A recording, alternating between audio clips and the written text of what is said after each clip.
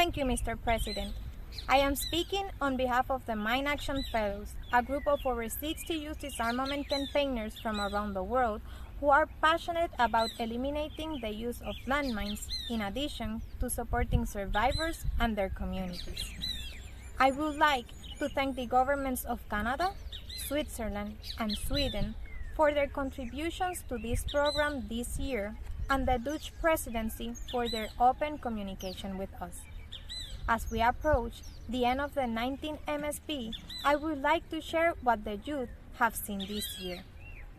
As youth working on the ground, we have seen the enormous impact of the COVID-19 pandemic on mine action activities, including decreases to victim assistance, risk education, and our participation as members of civil society. This is an incredibly worrying trend. While COVID-19 has complicated how we must approach our work, it has not changed the fact that landmines contamination exists and people continue to be in harm's way. This means we all must continue our efforts with ambition. We have seen the individual stories behind the increasing number of landmine victims reported in the Landmine Monitor. My country, Colombia, recorded an increased number of casualties over the past 3 years, and we are not alone. The Mine Action Fellow from Azerbaijan shared concerns that despite the intensive demining in her country after last year's conflict, there has not been the same level of attention paid to victim assistance for the ongoing casualties. Our members from DR Congo and Iraq echo these worries and emphasize the dangers that improvised mine also causes. Members have also noticed that when there are victim assistance programs, men are more often included in oncoming generating programs for victims. Please ensure these programs reach all groups.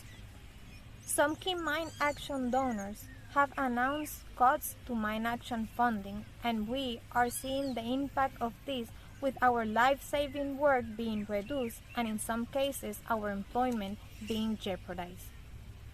We want to keep our community safe, so please maintain your commitment by at least continuing funding, if not increasing it.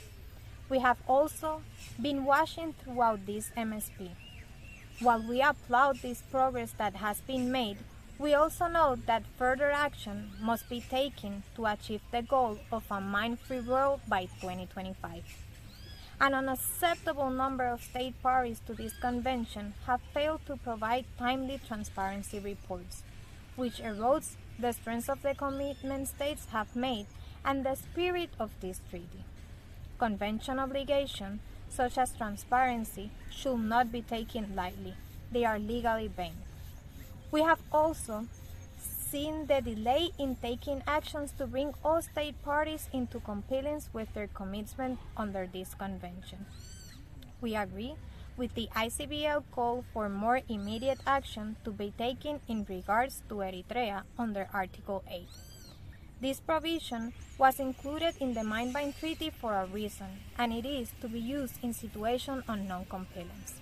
The longer we wait, the more dire the situation becomes for individuals in Eritrea, but also for the strength of the convention. To help us achieve our goal of a mine-free world in 2025 and to end the suffering caused by landmines, we must see the following in 2022.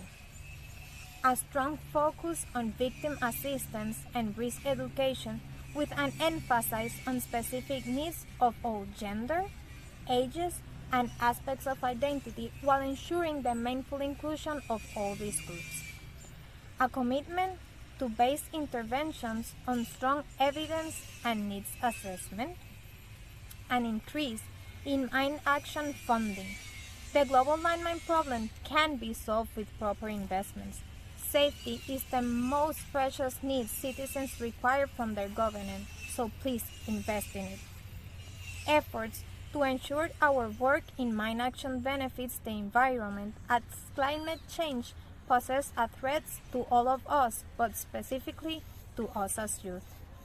The inclusion of youth in all decision-making spaces. And finally, dialogues with users of mines even if they are non-state actors, and with all states outside the treaty encouraging them to join it, which strengthens the norms and save lives.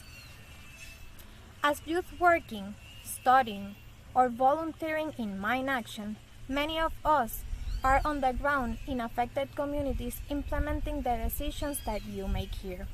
We want to see ambitious decisions from you to match our ambition to protect ourselves and our communities. 2025 is fast approaching. So on behalf of my peers around the world, I ask, how will you help finish the job on landmines? Thank you.